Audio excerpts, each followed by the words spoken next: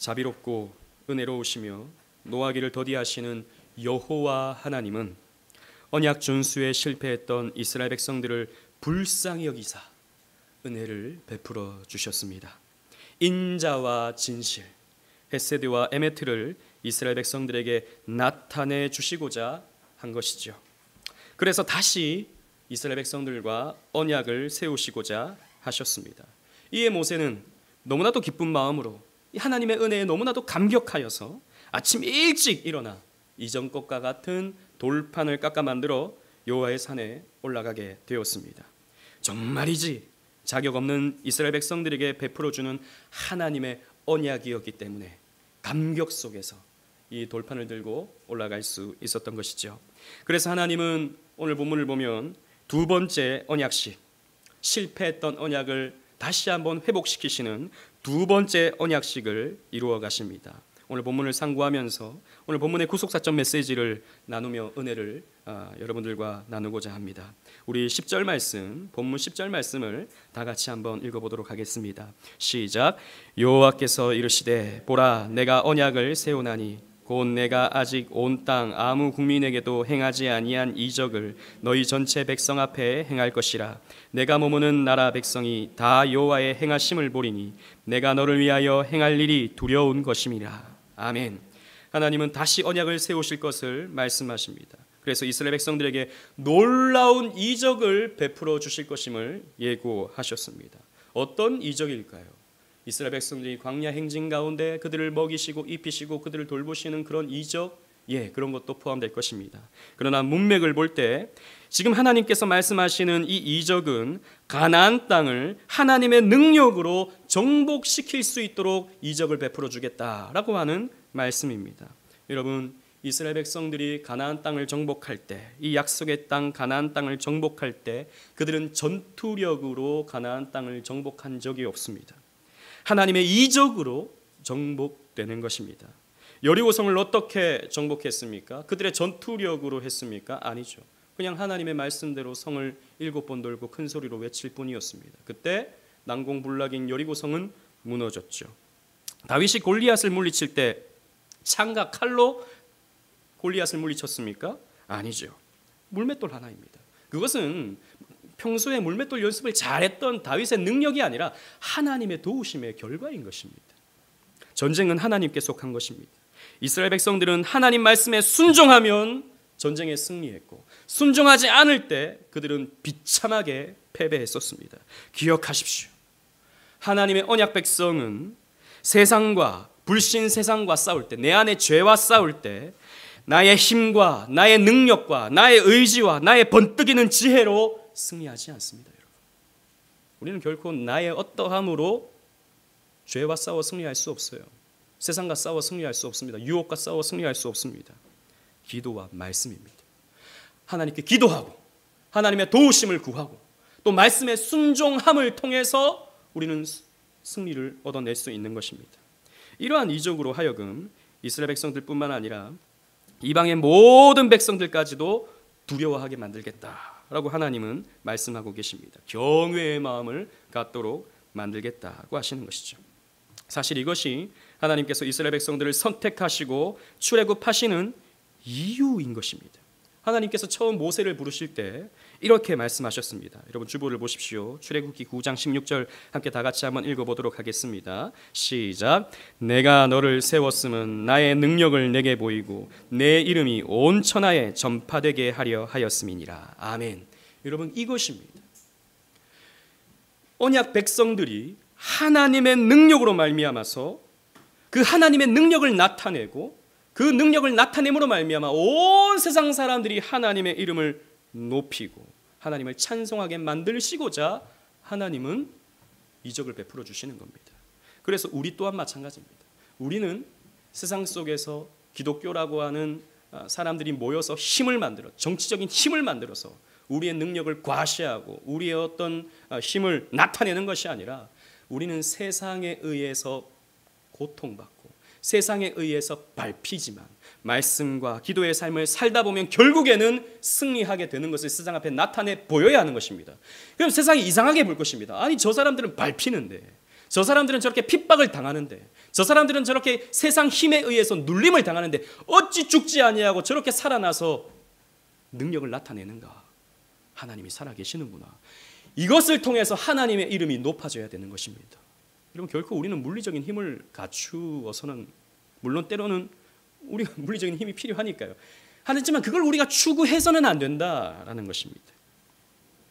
이러한 이스라엘 백성들에게 하나님은 언약의 말씀 두 가지를, 크게 보면 두 가지를 말씀하십니다. 첫 번째는 우상을 숭배하는 다른 민족과 언약하지 말라라고 말씀해 주십니다. 여러분, 본문 11절 12절 함께 읽어보도록 하겠습니다. 시작. 너는 내가 오늘 내게 명하는 것을 삼가 지키라. 보라, 내가 내 앞에서 아모리 사람과 가나안 사람과 헷 사람과 브리스 사람과 히윗 사람과 여부스 사람을 쫓아내리니 너는 스스로 삼가 내가 들어가는 땅의 주민과 언약을 세우지 말라.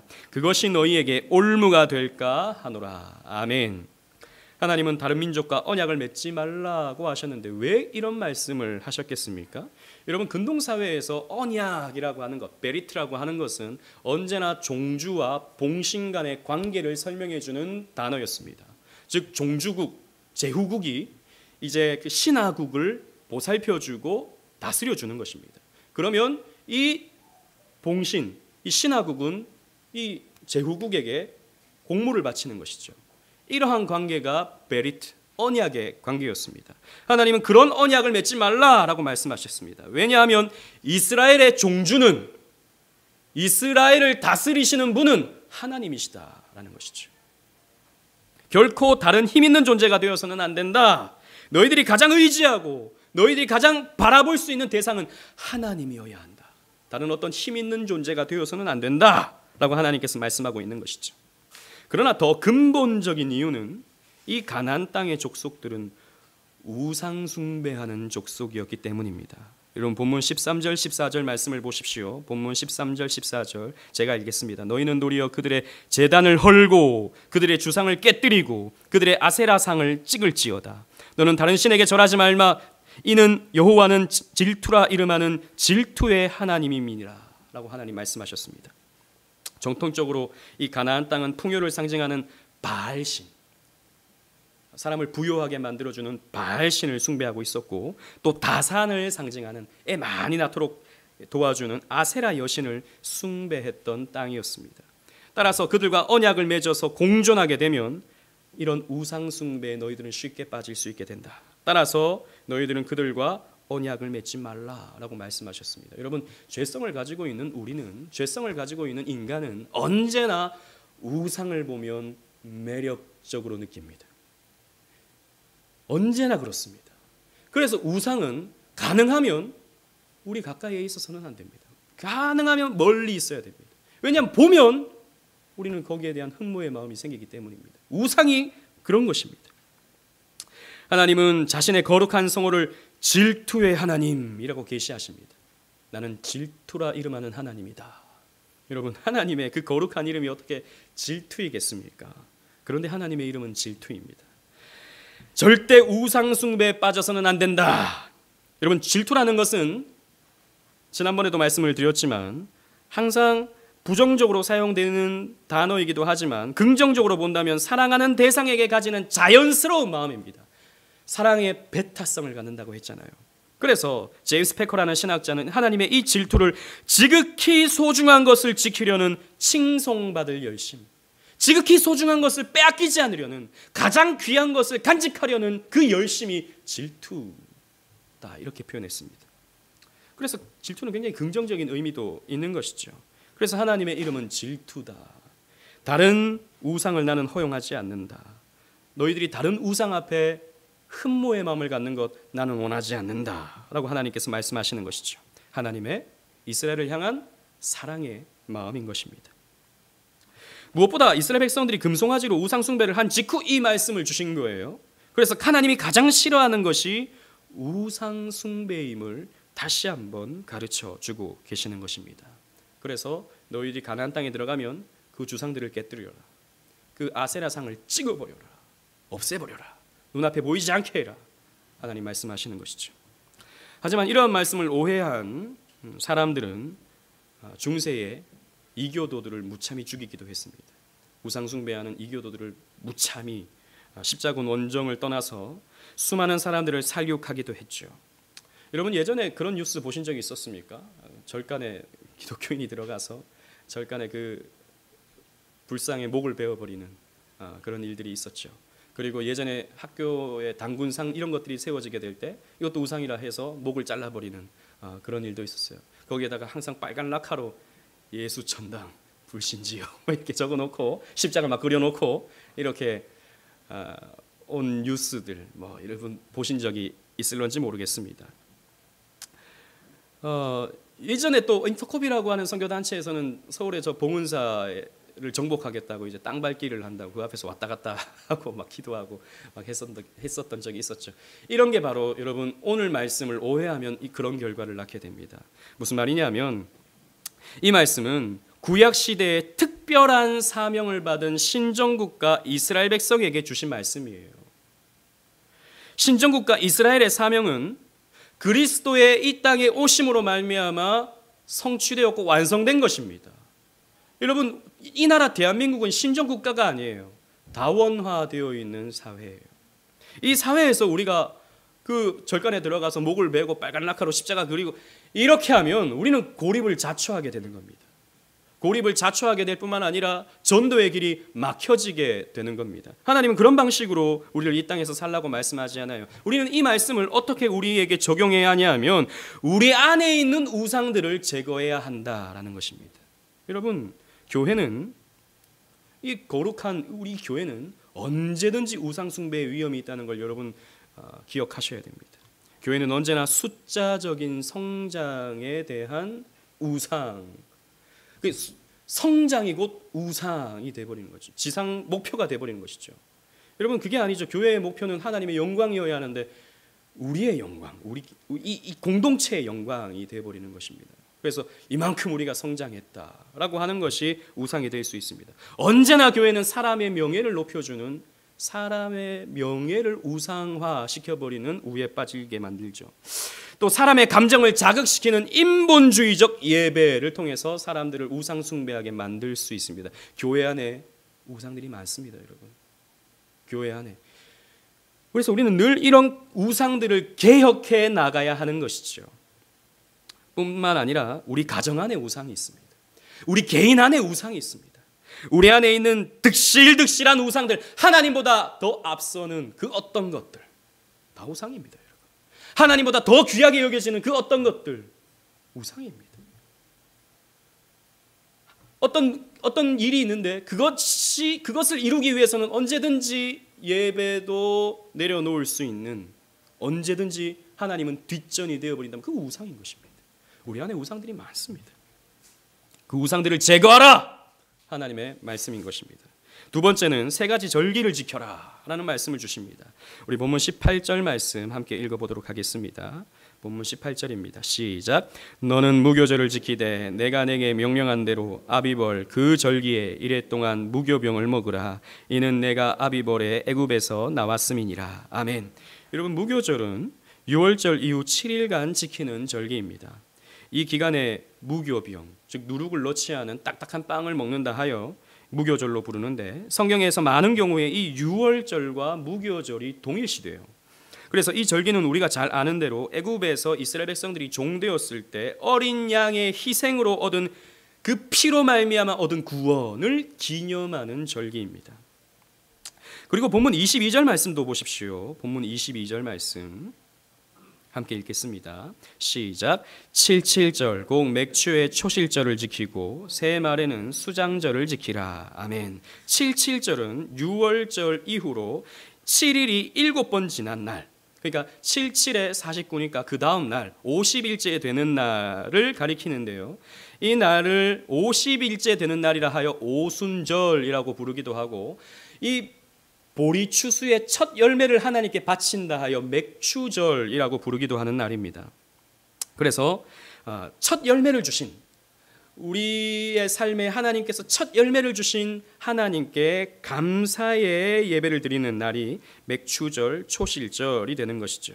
그리고 수장절을 지키라고 말씀하시는데 추수를 다 마치고 곡식 창고에 이 모든 열매들을 놓은 뒤에 하나님께 감사하는 추수감사절이 바로 이 수장절입니다.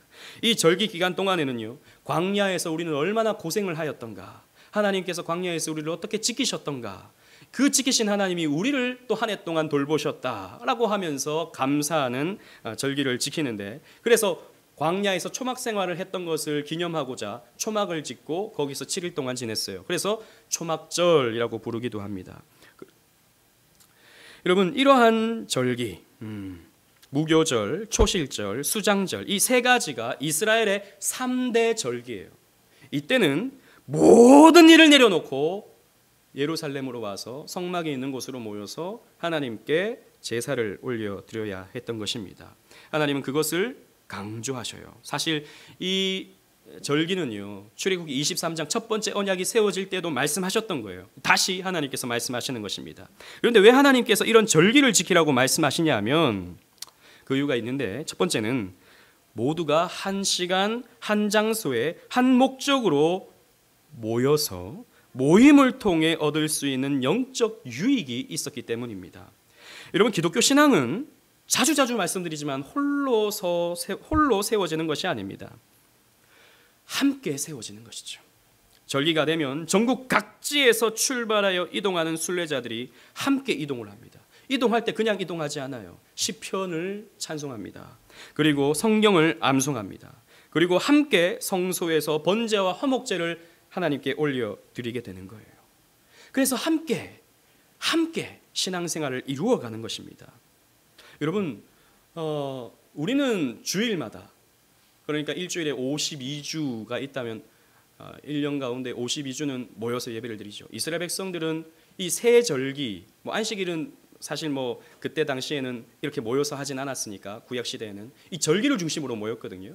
이 절기를 지키기 위해서는, 절기가 보통 일주일씩 가니까 오는 시간 가는 시간 다 합치면요, 이게 한 50일 60일 가까이 됩니다. 그러니까 그 시간은 항상 이동하면서 성경을 암송하고 찬송하고 이렇게 오는 것이죠. 와서도 그것을 계속 반복해서 그것을 겪게 되는 것이죠. 많은 시간을 하나님께 드리게 되는 것입니다. 오늘날도 마찬가지인 것입니다. 우리는 주일이 되면 한 시간 한 장소 한 목적으로 함께 모여 예배를 드림으로 삼위 하나님에 대해서 배우게 되는 것이죠. 홀로 하나님과 교제하지 않습니다, 여러분. 우리는 함께 하나님과 교제합니다. 오늘날 코로나 시대로 인해서 우리는 예배로 모이는 것을 위협받고 있는데, 이럴 때 간간히 인터넷이나 그리고 또 페이스북이나 이런 곳에서 하나님은 어디나 계신다, 그래서 우리가 있는 그곳이 곧 예배처이기 때문에, 삶이 곧 예배처이기 때문에 무조건 예배 드리러 모여야 한다는 생각은 고리타분한 생각이다 라고 하는 가르침이 오늘날 유행하고 있어요. 안 그래도 가기 싫었는데, 안 그래도 가기가 좀 찝찝했는데, 그런 메시지를 들으면 그럴듯하게 느껴지죠. 이런 메시지가 오늘날 젊은이들의 귀를 간지럽히고 있습니다. 그러나 우리는 성경의 가르침을 잊지 말아야 됩니다. 히브리서 10장 25절 말씀 함께 읽어보도록 하겠습니다. 주보했습니다. 시작. 모이기를 패하는 어떤 사람의 습관과 같이 하지 말고 오직 권하여 그날이 가까움을 볼수록 더욱 그리하자. 아멘. 모이기를 패하는 어떤 사람들의 습관과 같이 하지 말라라고 하나님께서 말씀하고 계십니다. 여러분, 우리가 코로나를 왜 두려워합니까? 병에 걸리는 것, 그거는 걸렸다가 나으면 돼요. 여기 있는 여러분들은 다 건강하시기 때문에 다 나을 수 있습니다. 그런데 이게 다른 사람에게 피해를 주게 되니까 이제 그것이 조금 걱정이 되죠. 혹여나 다니는 회사에 또 거래처에 피해를 주게 되는 것도 염려가 됩니다. 그런데 여러분 생각해 보십시오. 구약시대의 사람들도 마찬가지였습니다. 먼 길을 떠나는 그들은 짐승의 위협, 강도의 위협에 시달려야 했습니다. 여러분, 남자들이 다 먼 길을 떠나게 돼요. 그러면 남아있는 여자들 혹은 아이들, 그리고 이 노약자들, 이런 사람들 밖에 남지 않습니다. 그러면 그 집의 재산은 누가 돌봅니까? 그 여인들은 누가 돌봅니까? 아이들은 누가 돌봅니까? 혹은 저 이방 민족들이 쳐들어와서 그 땅을 빼앗아가면 어떡합니까? 그 여인들을 빼앗아가면 어떡합니까? 이 집을 떠난다는 것은, 남자들만 집을 떠난다는 것은 굉장히 걱정스러운 일이에요. 굉장히 두려운 일입니다. 그래서 하나님은요, 이런 말씀을 해주고 계셔요. 본문 24절 말씀을 함께 읽어보도록 하겠습니다. 본문 24절 시작.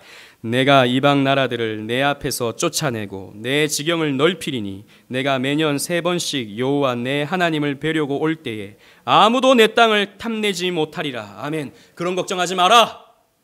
예배하러 나올 때 집은 어떻게 되는가? 내 재산은 어떻게 되는가? 내 열매들 누가 따먹는 것 아닌가?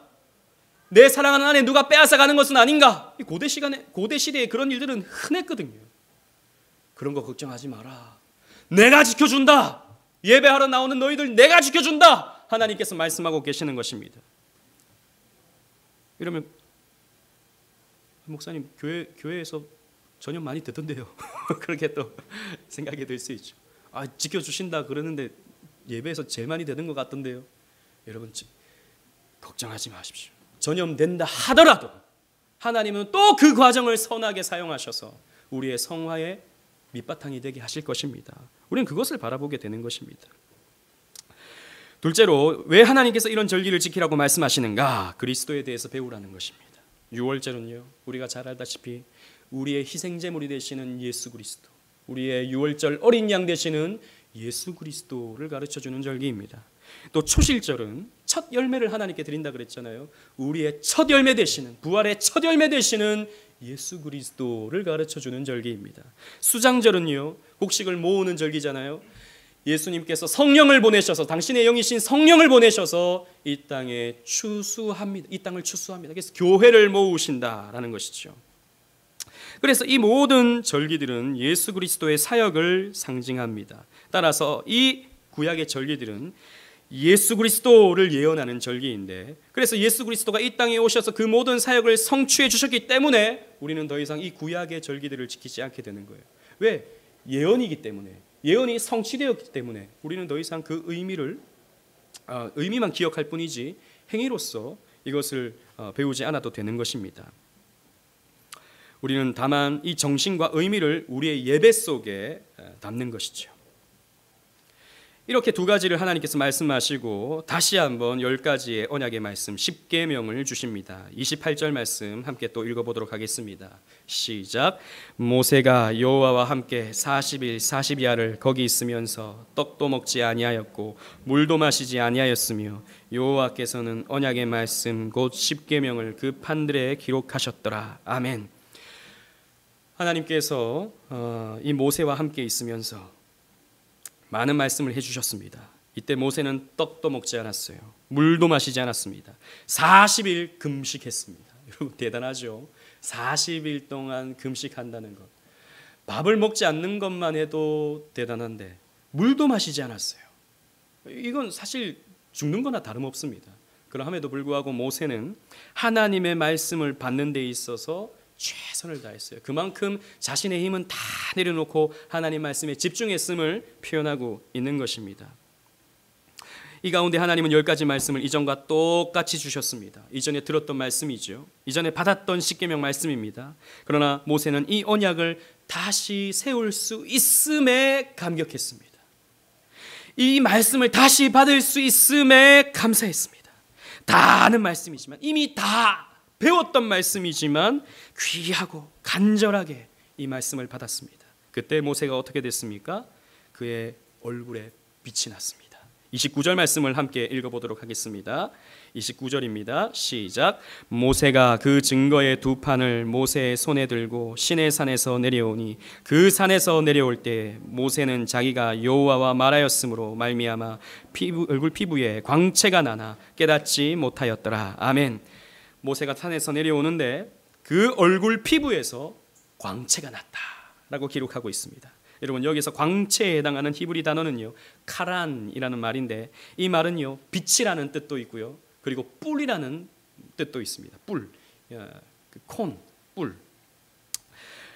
그래서 초대교회 성경 번역가 제롬은요 라틴어 성경, 즉 불가타 성경을 번역하면서 이 모세 얼굴에 나타난 이것을 뿔이라고 번역하기도 했습니다. 그래서 중세에 많은 그림과 많은 이런 조각에서는요 모세를 이렇게 형상화할 때 얼굴에 뿔을 이렇게 난 것으로 묘사하기도 했었습니다. 하지만 이것은 오역입니다. 뿔이 아니고 얼굴에 빛이다라는 것이죠. 왜냐하면 신약의 고린도전서 3장에 가면요 사도 바울은 모세의 얼굴에 난 것이 뿔이 아니라 하나님의 영광, 즉 빛, 광채로 표현하고 있기 때문입니다. 조금 이따 또 살펴보겠습니다. 그때 모세의 얼굴에서 광채가 나는 이유에 대해서 본문은 이렇게 설명하고 있습니다. 여호와와 말하였으므로 말미암아. 즉 하나님과 대화를 나누었으므로 말미암아 얼굴에서 광채가 났다. 여러분 40일 동안 금식하면요 죽습니다. 지칠 대로 지치죠. 살아있으면 기적인 것입니다. 피골이 상접해야 마땅합니다. 저 40일 동안 금식하고 내려오신 목사님 몇 분 뵌 적이 있었거든요. 그러니까 금식할 때 물은 마시죠. 물은 마십니다. 물 안 마시면 돌아가셔요. 그래서 옛날에 목사님들은 그 40일 금식기도 한번 해야 이제 목사다. 그거 안 하면 목사 아니다. 이렇게까지 하셨거든요. 저는 40일 금식기도 해본 적이 없어요. 근데 아무튼 금식하면요 몸이 빼빼 마르고요 피부가 빨갛게 됩니다. 40일 금식을 하면요. 왜 그렇게 되는지 뭐 과학적으로 저는 설명할 수 없지만 거의 뭐 죽다 살아나는 것이죠. 그런데 모세는 얼굴에 광채가 난 것이죠. 왜 그렇습니까? 그가요 하나님의 영광을 보았기 때문입니다. 모세가 하나님의 영광을 보았기 때문이죠. 그 영광이 모세의 얼굴에 남아 있었던 것입니다. 여러분 우리는 신약 성경에서 예수님의 얼굴도 빛이 났던 것을 기억하죠. 변화산에서 모세와 엘리야와 만나 이야기를 나누시던 예수님께서 얼굴에 빛이 나셨습니다. 여러분 이 모세의 장면과 예수님의 장면에 많은 흡사한 점들이 있습니다. 그림으로 보면 산에서 일어난 일입니다. 그리고 여기에 누가 또 등장합니까? 모세가 등장하죠. 그리고 하나님과의 대화가 이루어집니다. 그 가운데 얼굴에서 빛이 나는 거예요. 마태복음 17장 2절 3절 주보에 있는 말씀 함께 읽어보도록 하겠습니다. 시작. 그들 앞에서 변형되사 그 얼굴이 해같이 빛나며 옷이 빛과 같이 희어졌더라. 그때에 모세와 엘리야가 예수와 더불어 말하는 것이 그들에게 보이거늘. 아멘. 자, 예수님의 얼굴이 해같이 빛났다 라고 기록되고 있어요. 여러분 사실 예수님은 빛이시죠. 빛을 가지신 분이십니다. 영광으로 충만한 분이셔요. 아니 영광 그 자체셔요. 잠시 육신이 그 영광을 감추고 있어서 사람들은 몰라봤지만 성부 하나님과 교제하시고 구약의 예수님을 예언하던 중보자 모세와 엘리야와 만났을 때에 그 영광이 그 육체를 뚫고 나오신 거예요. 그래서 예수님의 얼굴이 해같이 빛난 것입니다. 하지만 모세는요 오늘 본문에서 우리가 보고 있는 이 모세는 스스로의 빛을 가지진 못해요. 하나님의 영광, 성육신 하시기 전에 성자의 영광을 보고 그 광채가 얼굴에 남아 있었을 뿐입니다. 그래서 시간이 지나면 그 광채가 없어져요, 모세에게는. 이것을 우리는 뭐라고 부를 수 있냐면 반사적 광채라고 부를 수 있습니다. 즉 모세의 얼굴에 나타난 이 빛은 반사적 빛이다라는 것이죠. 하나님의 영광을 배웠기 때문에 그 영광이 얼굴에서 반사가 된 것입니다. 그래서 사라지는 광채죠. 모세는요 당시 하나님과 이스라엘 백성들을 중보하는 역할로서 앞으로 오시는 중보자, 영원한 광채의 소유자, 영원한 중보자이신 예수 그리스도를 예표하는 역할을 한 것입니다. 앞으로 오는 진짜 중보자는 이 반사되는 빛이 아니라 진짜 빛을 너희에게 보여줄 것이다 라고 하는 예언을 이 장면을 통해서 나타내 보여주고 있는 것이죠. 그 근거는 사도 바울이 이 모세의 얼굴에 비춰진 광채를 설명하면서 그리스도로 결론 맺습니다. 고린도 후서 4장 6절 말씀 주보에 있는 말씀 함께 읽어보도록 하겠습니다. 시작. 어두운데 빛이 빛이라 말씀하셨던 그 하나님께서 예수 그리스도의 얼굴에 있는 하나님의 영광을 아는 빛을 우리 마음에 비추셨느니라. 아멘. 그 빛이 뭐냐?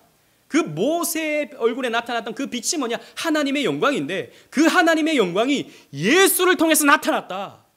예수를 통해서 우리의 마음속에 그 빛을 비추신다 라고 사도 바울은 설명하고 있는 것입니다. 그런데 아론과 이스라엘 백성들은 그런 모세를 두려워했습니다. 본문 30절 말씀을 보십시오.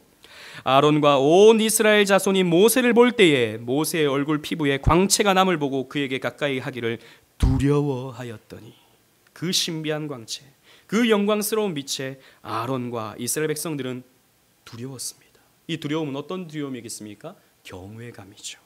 마치 베드로가 예수님을 처음 만났을 때 예수님에게서 느껴지는 그 영광스러움에 뭐라고 외칩니까? 주여 나를 떠나소서 나는 죄인이로소이다 라고 이렇게 외치죠. 저는 주님을 감히 가까이 올 수 없는 존재입니다 라고 외치죠. 마찬가지인 것입니다.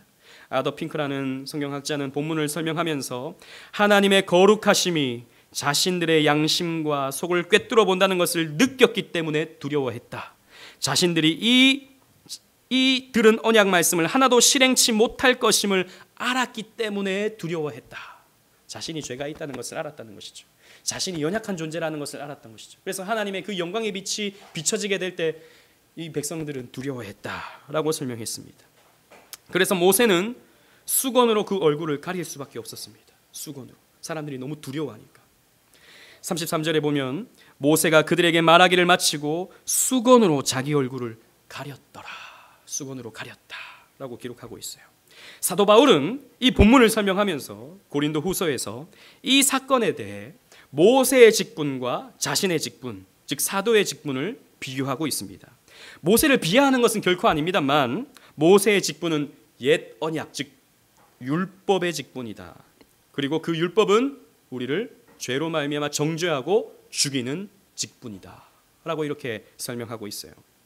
그런데 그런 직분에도 하나님의 영광이 모세에게 충만해서 그 영광을 수건으로 가릴 수밖에 없었다라는 것이죠.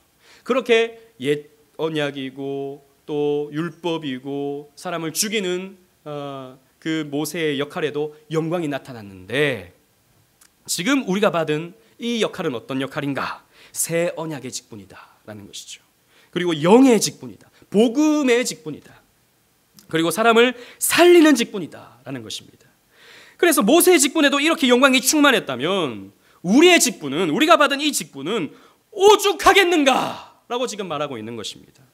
고린도 후서 3장 7절 8절 말씀 함께 읽어보도록 하겠습니다. 주보에 있는 말씀 함께 읽겠습니다. 시작.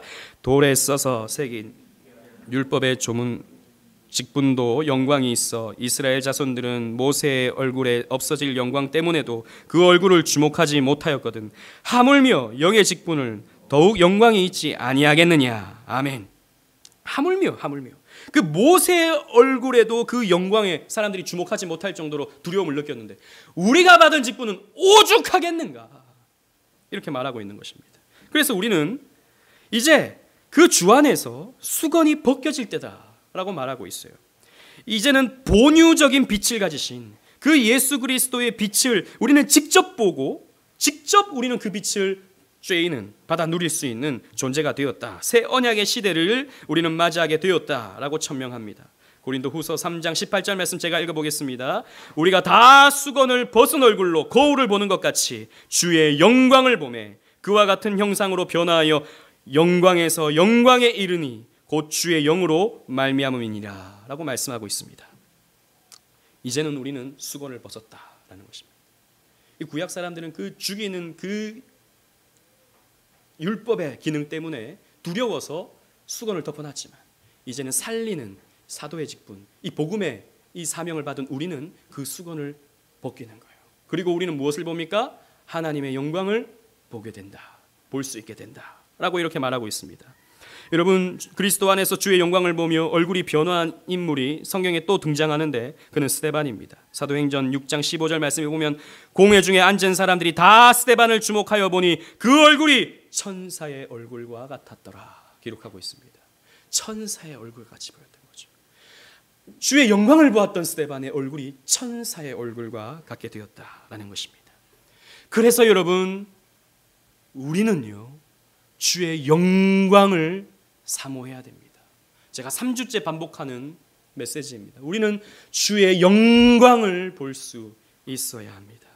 그러면 여러분 이런 생각이 드실 것입니다. 도대체 목사님, 주의 영광이 도대체 뭡니까? 자꾸 주의 영광을 보라, 주의 영광을 보라 라고 말씀하시는데 주의 영광이 도대체 무엇입니까? 제가 다 설명드릴 수 없고 다 표현할 수 없지만 조나단 에드워즈는 이 영광에 대해서 이렇게 설명한 바가 있습니다. 잘 들어보십시오. 하나님의 영광과 아름다움에 대한 지식과 그것들을 보는 것에 있으며 하나님과 연합하는 것, 하나님께 순종하는 것, 하나님을 사랑하는 것, 하나님을 기뻐하는 것이다. 하나님의 영광에 대해서 이렇게 말했습니다. 여러분 한번 따라해 보시겠어요? 하나님과 연합하는 것,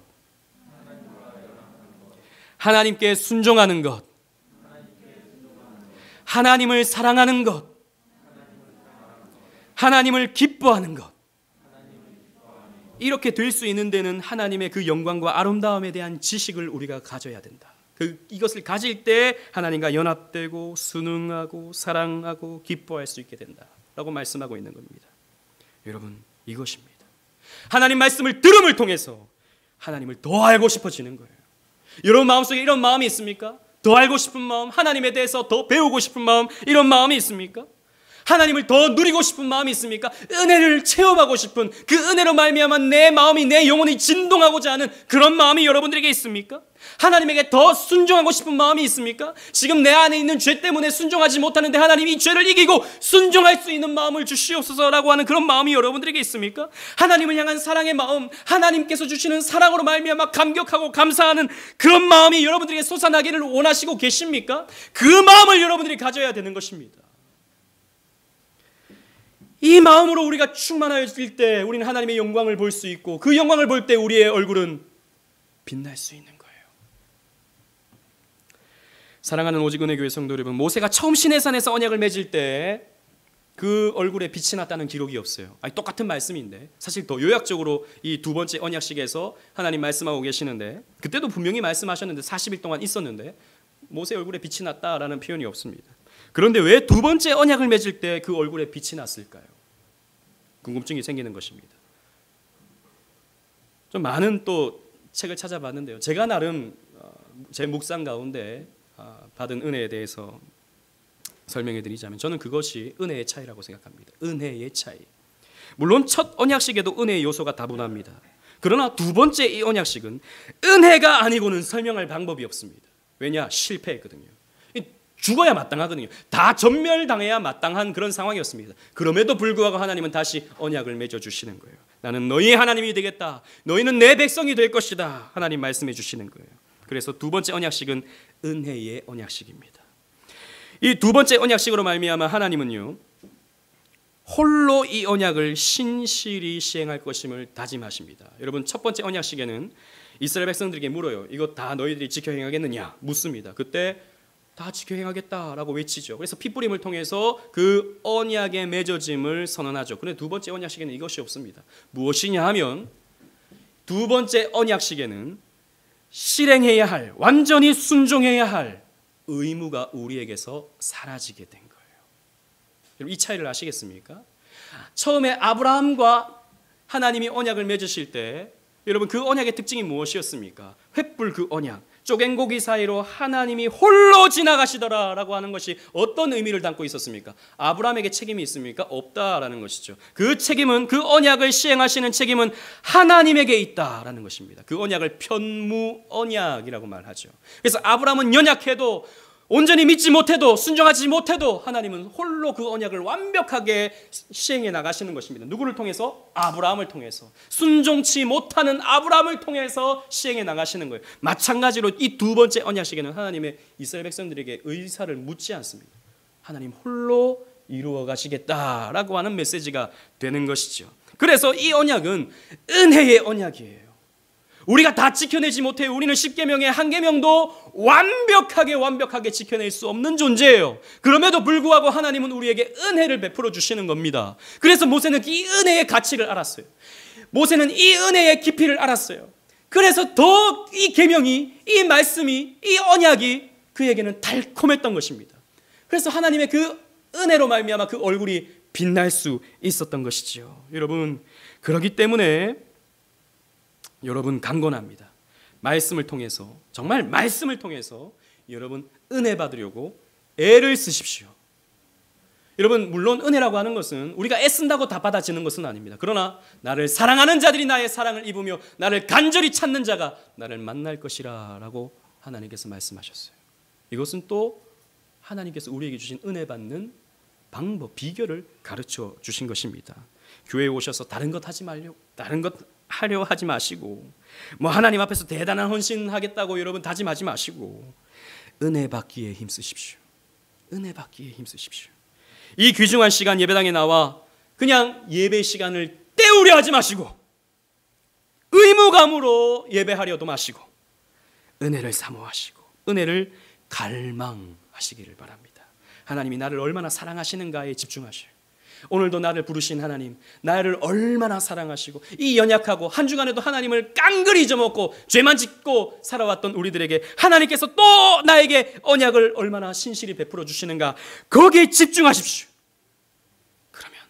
그러면 여러분들의 얼굴이 빛날 것입니다.